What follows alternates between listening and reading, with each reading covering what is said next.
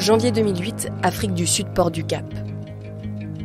Les protagonistes de cette aventure, Sabrina Speisch, professeure d'océanographie et sciences du climat à l'École normale supérieure, Marwan, élève de seconde au lycée Darius Milhaud au Kremlin-Bicêtre dans le Val-de-Marne, et moi, Margot, journaliste. Sabrina est chef de mission et nous revivons avec elle ces 2 mois en mer. Plongeons dans l'océan austral. Voilà, on est sur les quais du port et on a un énorme bateau devant nous. C'est le plus grand bateau qui est dans l'océan austral pour la flotte océanographique française, c'est le Marion Dufresne 2. Sur les quais, il y a plein de matériel qui doit être chargé, plein des gens qui aident. On a un grand équipage, mais il y a aussi des gens à quai qui aident pour monter à bord tout ce matériel qui va être monté et pour ensuite partir du Cap et aller vers l'océan austral, tout droit au sud. Là, vous êtes dans quel état d'esprit ? On est excités parce que cette campagne, cela fait 2 ans qu'on la prépare. C'est l'année polaire internationale, donc c'est quelque chose qui est exceptionnel parce qu'il y aura beaucoup de campagnes dans l'océan austral. Et l'océan austral, c'est une région très lointaine de tous les pays industrialisée, donc elle est très peu observée, mais pourtant elle est très importante pour le climat de notre planète. Et donc on va chercher de façon internationale à avoir une vision beaucoup plus approfondie de tout ce qui se passe dans l'océan et dans l'atmosphère là-bas. Alors, on vient avec vous sur ce bateau avec Marwan pour 2 mois de mission. Avant, je te pose la question, Marwan, t'es déjà monté sur un bateau ? Ouais, les bateaux-mouches de la Seine, mais bon, ça a pas l'air exactement pareil. T'as le mal de mer sur les bateaux-mouches ou pas, toi ? Le mal de Seine. Le mal de Seine, carrément. Moi, c'est vrai que le mal de mer, on va voir ce que ça donne, parce qu'on parlait de mer qui, à mon avis, sont un peu agitées. Pour le moment, il fait bon. Là, on est en plein été. Oui, c'est un départ en plein été, c'est la fin de l'été. Et la mer est assez calme.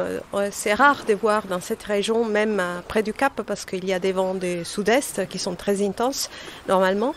Mais là, on part et la mer est plate et c'est magnifique. Là, on est en t-shirt tous. On s'équipe comment pour la suite ? Il faut s'équiper au moins avec un casque et des chaussures de sécurité. Tout le temps ?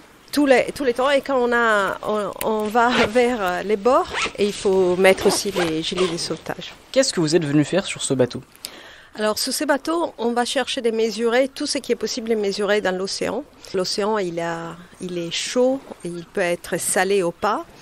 Et aussi, il a de l'oxygène, il a plein de gaz et des éléments chimiques. Et donc, toutes ces informations sont très utiles pour connaître mieux notre système climatique. Mais pourquoi venir ici, dans l'océan austral ? L'océan austral, donc, il est l'océan moins observé parce que moins connu. Et puis moins, on met du temps à y aller en plus. Oui, il est très lointain, il est très large. C'est un océan dans lequel il y a tous les temps des tempêtes très intenses. Et quand c'est l'hiver, en plus il y a la nuit polaire, donc ça s'ajoute un froid énorme. Donc il n'y a pas vraiment beaucoup de bateaux qui passent par là. Ça veut dire la nuit polaire, ça veut dire qu'il fait tout le temps nuit. Pendant 3 mois, il fait nuit tous les temps. Là, en ce moment, il fait tout le temps jour, là, quand on part ? Là, les journées sont très longues et ils deviennent de plus en plus longues au fur et à mesure que nous allons vers le sud. C'est comme en Arctique ? Mais inversé, en termes de mois, oui. Combien de temps on met, là, entre notre départ d'Afrique du Sud ? Là, il s'est passé combien de temps avant qu'on commence à arriver, de ressentir le froid, déjà ? Alors, l'effet, c'est qu'on ne va pas tout droit vers un endroit, mais dès qu'on sort du port, on a commencé à effectuer des observations. Donc, il s'appelle des stations sur lesquelles on peut rester entre 5 heures et 24 heures. Donc, on avance tout au petit peu et donc on met environ 1 mois pour arriver dans les régions un peu plus froides. 1 mois avant d'arriver dans les régions plus froides. Qu'est-ce qu'on voit là, Sabrina, autour de nous ? Donc, dès qu'on commence à aller vraiment dans les grands suds, proche des 50 sud. On y est là ? Oui, on est dans les 50e hurlants. Donc il y a souvent beaucoup de vent. Et en même temps, il y a des icebergs et c'est magnifique. Ils sont énormes, ils sont bleus, ils ont des couleurs exceptionnelles et on a du mal à travailler parce qu'on resterait volontiers sur les ponts à les regarder pendant longtemps. Il fait très froid, les vents sont intenses, il neige, donc les navires sont couverts des neiges, il faut dégeler. Parce que... On le fait là, Marwan, on prend l'appel, on va déneiger, c'est ça? On a besoin de main-d'œuvre un petit peu. Oui, tout le monde peut aider, pourvu qu'il est bien habillé parce qu'il fait très froid. C'est quoi très froid d'ailleurs? Parce que là, franchement, je sais pas si on est. Là, tu as mis ton sweat, Marwan, peut-être qu'il faudrait mettre un peu plus. C'est quoi les températures? C'est en dessous des zéros. C'est pas les moins 50 degrés qu'il y a sur les continents. Parce que dès que l'air arrive sur la mer elle n'est jamais plus froide que moins de 2 degrés Celsius, donc elle chauffe l'atmosphère tout de suite. C'est le moins 2 degrés qui chauffe l'atmosphère. Oui, mais par contre la mer elle va jamais au-dessous des moins 2 degrés Celsius. Et c'est à moins de 2 degrés Celsius que la mer gèle parce qu'elle a plein de sel, c'est pas comme l'eau du robinet. Et donc c'est le sel qui régule la température ou c'est quelque chose d'autre? Oui, non, c'est les sels aux pressions atmosphériques dans lesquelles nous sommes, c'est les sels qui régulent ces moins de 2 degrés par rapport au zéro. Le vent qu'on entend là, il pourrait se transformer en ouragan? Les vents autour de l'océan austral, il reste plutôt sur l'océan, donc il est très intense. On a des perturbations qui deviennent de plus en plus intenses. Donc il faut être équipé des gros navires pour pouvoir y résister. Mais les ouragans, eux, ils se développent plutôt dans les régions tropicales. Là, ça s'est un peu refroidi, il y a pas mal de vent. Je vous propose que l'on aille en cabine si ça vous va. Oui, là, c'est une grosse tempête. On rentre dans la cabine. Allez, on y va. On y va.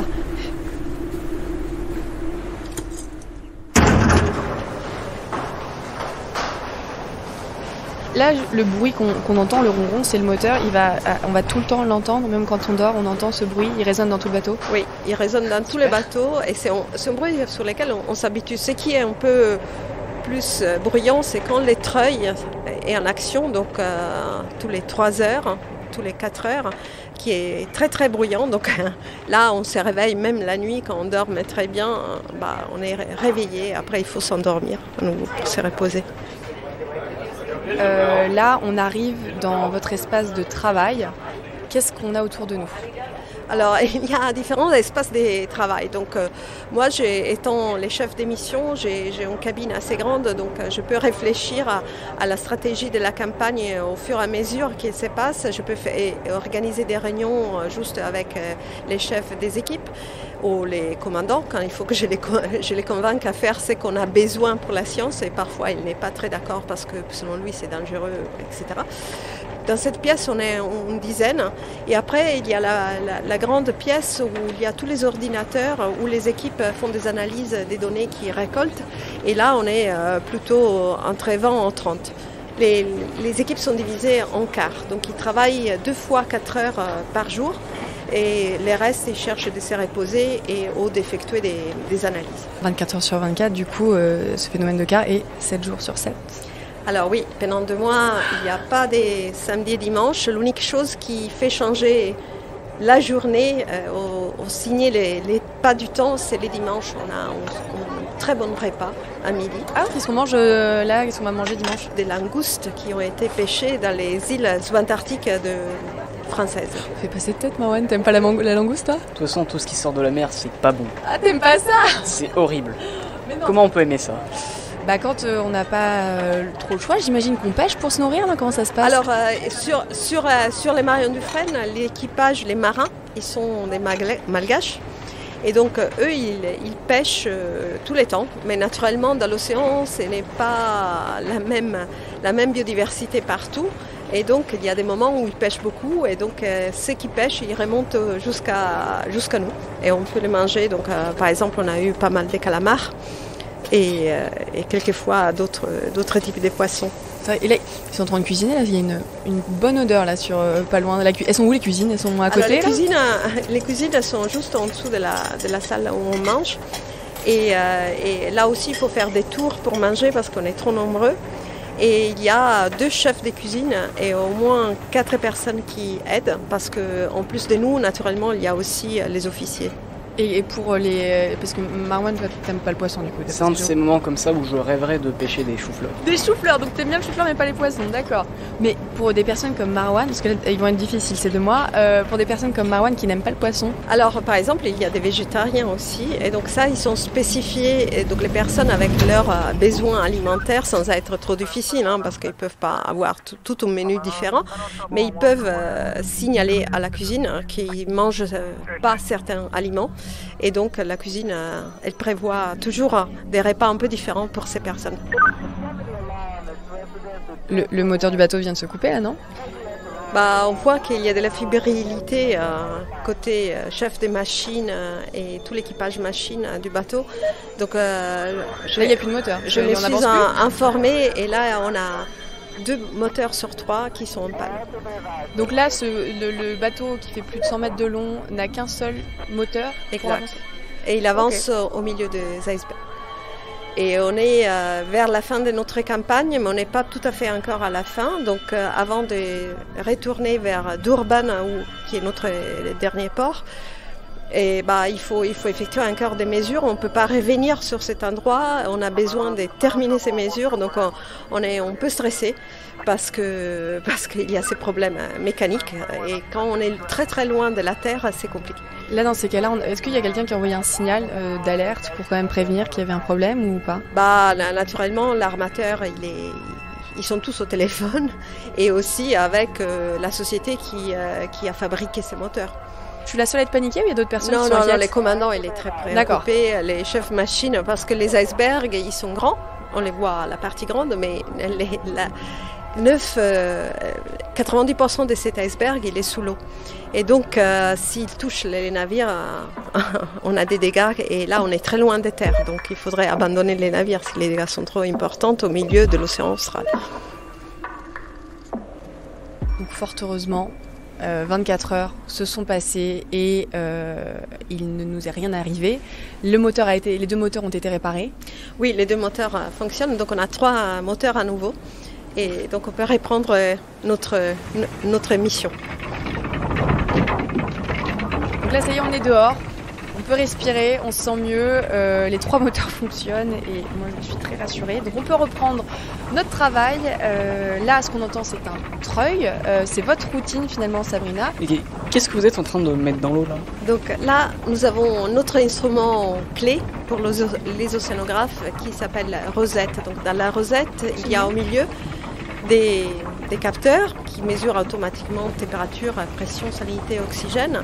Et ensuite, il y a des grosses bouteilles avec lesquelles on collecte de l'eau, mais des litres d'eau, 24 litres d'eau dans chacune, à différentes profondeurs. Parce que tous ces paramètres qu'on n'arrive pas à mesurer avec un capteur, il faut les mesurer en analysant l'eau. Tout ce travail, c'est ce qui vous permet de mieux comprendre la formation des événements extrêmes liés à l'océan ? Exactement, parce que l'océan, il est observé par les satellites qui voyagent autour de la Terre, mais l'océan il est opaque, donc les satellites ne mesurent que la surface. Tout ce qu'on veut savoir sur sa structure, ses courants à l'intérieur et comment ils changent, il faut absolument aller avec des capteurs in situ, avec des bouteilles pour collecter de l'eau et évaluer comment ils changent. Et comment ils fonctionnent tout d'abord, parce que c'est un peu comme aller sur Mars. Donc Mars, c'est loin. Et on ne connaît pas beaucoup mieux Mars que l'océan. Donc, au contraire, on connaît mieux Mars maintenant que l'océan. À quelle profondeur ça varie la profondeur ? Alors, cette sonde peut aller jusqu'au fond, mais on fait attention naturellement, il ne faut pas qu'elle touche les fonds. Donc, comme on ne peut pas voir où elle est, on n'a pas de caméras sur la sonde, on a un altimètre. Et donc, quand lui se met en marche, on sait qu'on arrive à 100 mètres en dessous des fonds. Et il faut faire attention, on cherche de battre des records, mais en général on s'arrête à 15 mètres du fond, mais on cherche de se rapprocher le plus possible. 15 mètres du fond, ça fait combien de profondeur ? On est souvent à 4000 à 5000 mètres de profondeur. Ah ouais, donc un long câble comme ça, avec les courants qu'il y a. Ouais. Et donc justement, quand il y a... Comme on ne sait rien de ce qui se passe en dessous parce qu'on y arrive, donc on est aveugle, des fois on voit que les câbles il est tiré d'un côté. À un certain moment il va plus en profondeur, donc ça veut dire qu'il y a un courant qui les traîne d'un côté. Mais après, plus en profondeur, il est tiré par une autre courant dans une autre direction. Et la rosette, elle est énorme, hein, donc c'est quelque chose qui prend vraiment les courants. Donc, et les commandants ou l'officier, il faut qu'ils fassent attention que cette câble n'aille pas sur l'hélice. Donc c'est pour ça que ça crie un petit peu là sur le pont. Ah oui, ils sont tous stressés. Ils sont un peu tendus. Ils sont tous stressés. Et aussi au moment il faut faire attention aussi sur la tension du câble sur les treuils, hein, parce que c'est un câble robuste, mais il peut. Et la force est telle qu'il peut se casser. Et après, quand on la remonte, on la met à l'eau. Si la mer est agitée, cette énorme rosette, elle peut être dangereuse pour les marins. Donc les marins, ils sont là pour éviter qu'elle touche les bateaux, qu'elle s'abîme sur les bateaux. Mais eux, ils mettent un peu leur vie en danger à chaque fois qu'ils la mettent à l'eau ou ils la ramènent à bord.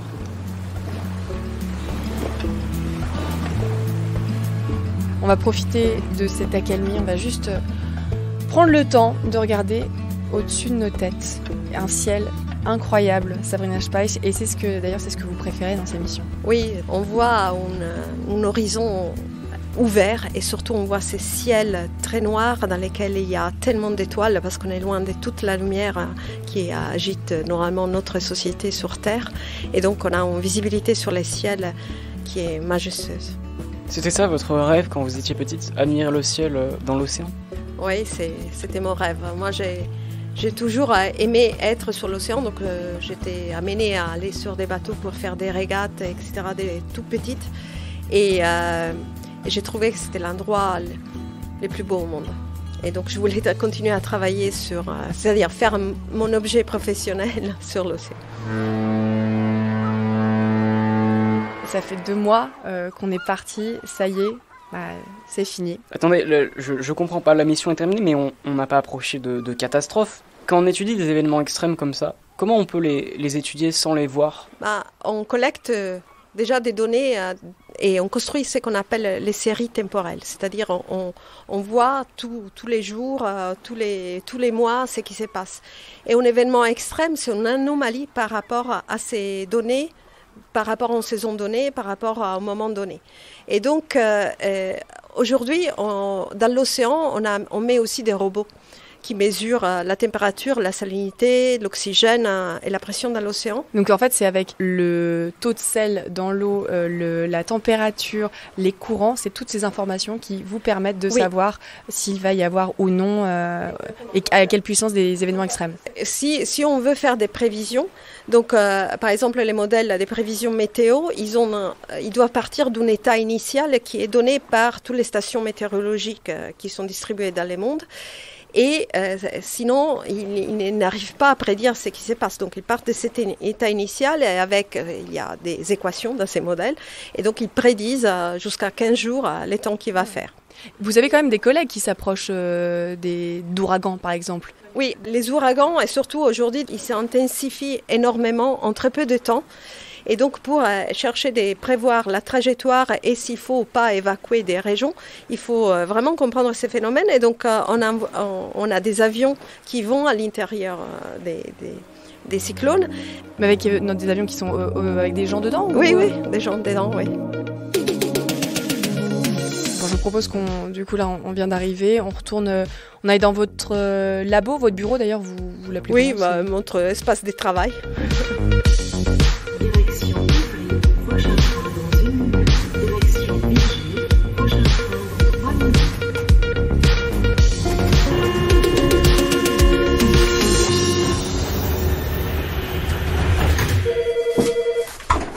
J'ai un bureau vraiment spécial qui a la vue sur Paris. Et donc, ça fait pas un peu bizarre de se retrouver dans un bureau après 2 mois en mer? Oui.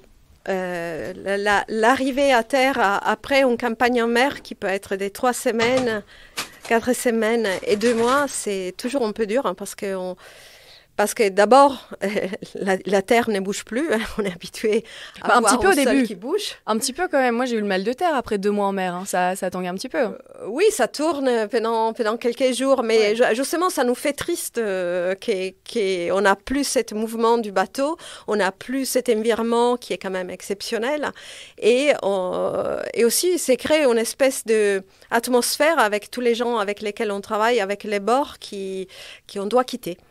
Et donc, on a un peu mal au cœur quand on part, on rentre à la maison, même si on va voir nos familles, nos amis, etc. Donc, c'est toujours un moment de séparation compliqué. Alors, la première chose, c'est rassembler toutes les données parce qu'il faut qu'on les documente de manière précise, parce qu'on ne peut pas dire j'ai une observation, mais je ne sais pas comment je l'ai prise et surtout à quel moment et où je l'ai prise. Donc, il faut coordonner tout cela, il faut écrire les rapports. Un premier rapport de campagne en anglais et un rapport complet de tout ce qui a été effectué. Donc, il faut recueillir toutes ces informations parce que moi, je ne suis pas 24 heures sur 24 sur les ponts et je ne suis pas tous ceux qui font les différentes équipes. Donc, c'est un travail qu'on met, en général, on met 6 mois à les compléter. On atterrit dans un amphithéâtre à l'ENS. Ça aussi, c'est l'un de vos environnements de travail. Vous êtes professeur d'océanographie et sciences du climat à l'École normale supérieure. Alors, de quoi on parle pendant vos cours ? Alors, moi, je parle surtout du système océan et climat physique. Donc, pourquoi il fonctionne comme il fonctionne. Donc, pourquoi il y a des précipitations, pourquoi il y a des courants tels qu'on les observe. Et après, j'explique aussi comment l'homme agit sur les changements climatiques. Pourquoi on sait que c'est les activités humaines qui, aujourd'hui, sont en train de changer les cycles naturels du changement climatique. Et la prochaine mission, c'est pour quand ? Alors, la prochaine mission, on va dans l'océan Atlantique tropical, dans la région qui voit effectivement se former les cyclones tropicaux. Et on va chercher de comprendre 2 choses. La première chose, c'est comment se forment les nuages et comment elles se dissipent, ou comment elles s'agrègent, parce que les modèles des climats, mais même les modèles des prévisions météo ne sont pas capables de les simuler bien. Et aussi, on cherche à comprendre comment l'océan échange la chaleur, échange la vapeur d'eau avec l'atmosphère, parce qu'on pense que c'est plutôt à des petites échelles, à l'échelle d'un petit courant, à l'échelle d'un Gulf Stream, à l'échelle d'un tourbillon, que cela s'est fait, et on n'a pas encore d'observation de ce type.